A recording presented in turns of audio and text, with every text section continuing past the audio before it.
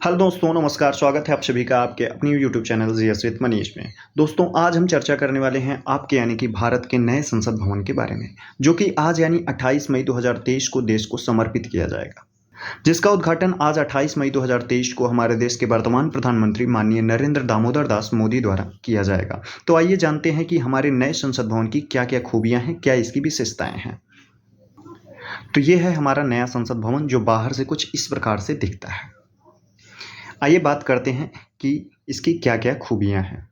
तो सर्वप्रथम बात करेंगे कि हमारा जो नया संसद भवन है, यह कई अत्याधुनिक सुविधाओं से लैस है। त्रिकोण के आकार में बनाई गई नई संसद भवन की दिव्यता भव्यता ने लोगों का दिल जीत लिया है। सेंट्रल विस्टा परियोजना के तहत नए संसद भवन का निर्माण कराया गया है। तो जो हमारा नया संसद भवन है, सर्वप्रथम इसको देखेंगे कि इसका आकार कैसा बाहर से है। तो हमारे नए संसद भवन का बाहर से आकार जो है, यह त्रिभुजाकार है और इसका निर्माण जो किया गया है, यह सेंट्रल विस्टा परियोजना के तहत किया गया है। आगे कुछ तथ्य देखेंगे इसके बारे में। प्रधानमंत्री नरेंद्र मोदी ने दिसंबर 2020 में नई संसद भवन की आधारशिला रखी थी। टाटा प्रोजेक्ट लिमिटेड ने नई संसद भवन का निर्माण किया है। इस बिल्डिंग को चर्चित आर्किटेक्ट बिमल पटेल ने डिजाइन किया है। बिमल पटेल गुजरात के अहमदाबाद शहर से आते हैं। इससे पहले भी उन्होंने कई मशहूर इमारतों का डिजाइन किया हुआ है। तो इसको प्रधानमंत्री नरेंद्र मोदी ने इसकी जो आधारशिला रखी थी वो 2020 में रखी थी, और इसका जो निर्माण किया गया है वो टाटा प्रोजेक्ट लिमिटेड के द्वारा किया गया है। तो इसके आर्किटेक्चर जो रहे हैं वो गुजरात के अहमदाबाद के मशहूर बिमल पटेल जी रहे हैं, जिन्होंने इसके पहले भी कई मशहूर इमारतों का निर्माण किया हुआ है। आगे कुछ और तथ्य जानेंगे इसके बारे में। इस भवन में भारत की लोकतांत्रिक विरासत को प्रदर्शित करने के लिए एक भव्य संविधान हॉल बनाया गया है। नए संसद भवन में संसद सदस्यों के लिए एक लाउंज, एक पुस्तकालय, एक समिति कक्ष, भोजन क्षेत्र और पर्याप्त पार्किंग स्थल भी हैं। परियोजना को पूरा करने की समय सीमा 2022 रखी गई थी, लेकिन ये अब बनकर तैयार हुई है।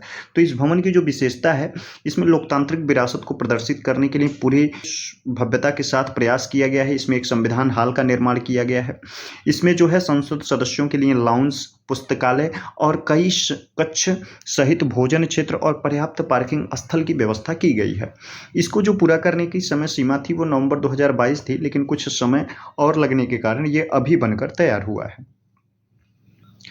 अगर दोनों सदनों की संयुक्त बैठक होती है तो एक समय में इसमें 1280 सांसद बैठ सकेंगे। मौजूदा संसद भवन में लोकसभा में 550 और राज्यसभा में 240 सदस्य के बैठने की व्यवस्था है।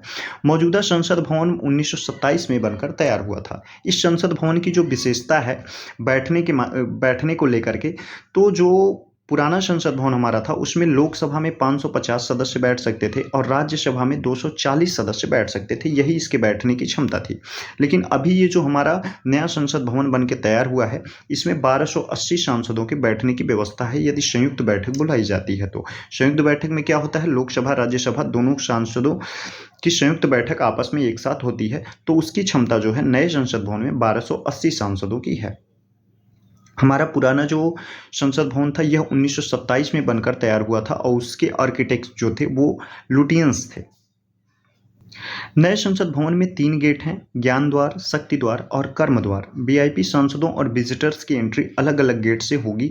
नए संसद भवन में लोकसभा के 888 और राज्यसभा के 300 सांसदों की बैठने की व्यवस्था की गई है।